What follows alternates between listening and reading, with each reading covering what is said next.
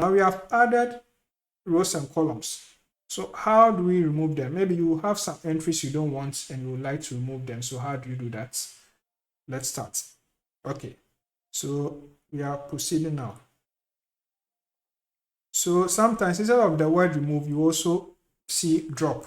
Okay, so basically they are referring to the same thing. We don't want them. Okay, there are different approaches for removing rows and columns. All right, but for this two, I'll just cover one or two of them, and then later on for a detailed tutorial, I'll cover various approaches for these activities. So as a matter of fact, what I'm doing is an intro.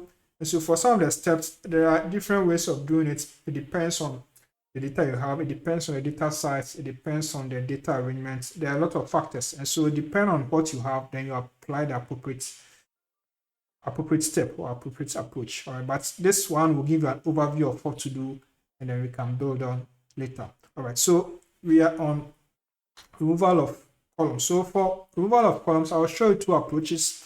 Let's start with the first approach. Okay, so the first approach, we use the word del.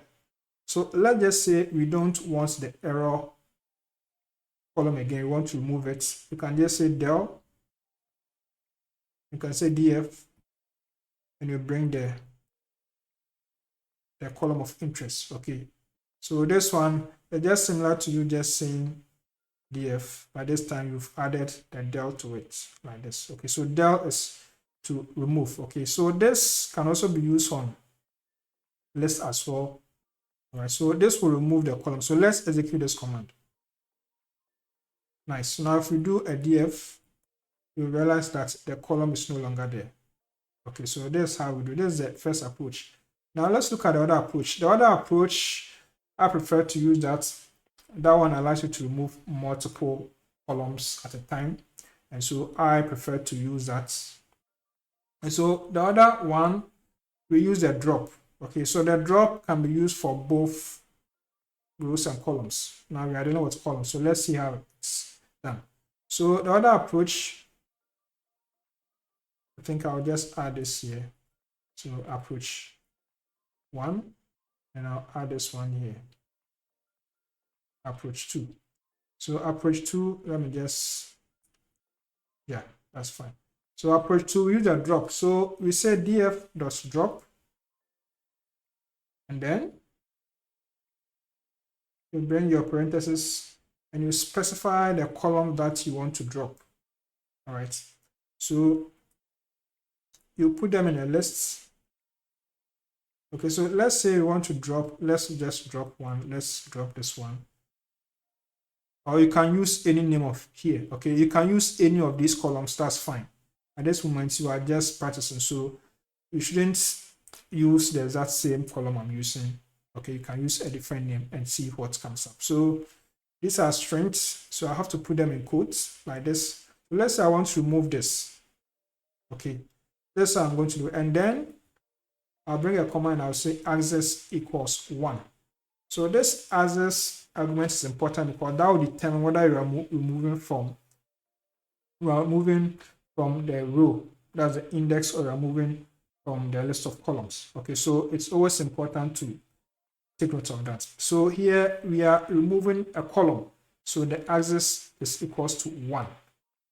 You can put more than one column there, it's still going to work. So this approach allows you to remove multiple columns. So you can remove one or more columns. All right, so just go all out for this. Okay, so now let's proceed. So let's execute this command.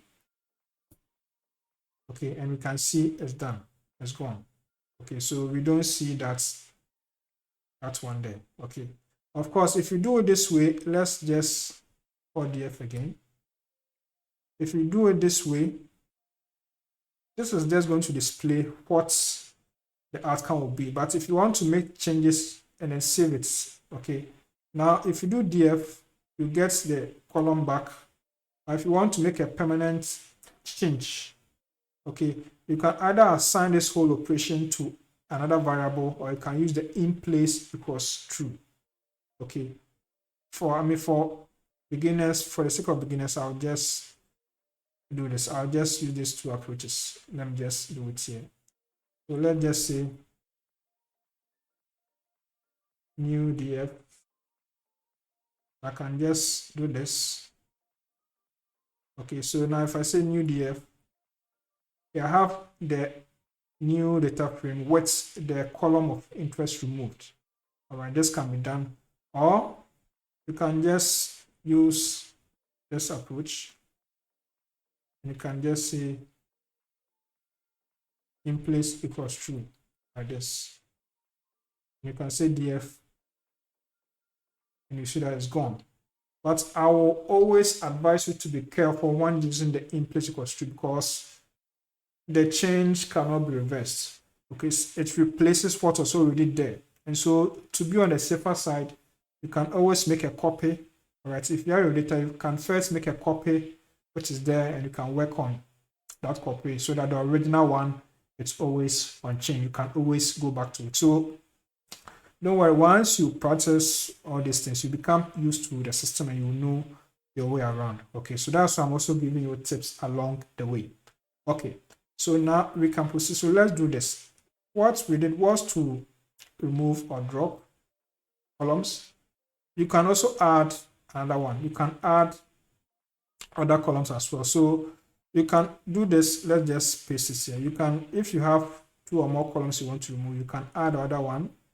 Let's say F1 score, and you can also run it. All right, that will also remove both. Okay, so for that one, I leave it to you to try, and maybe in my detailed tutorials, I will show you all the approaches for dropping rows and columns. Okay, there's an overview. Okay,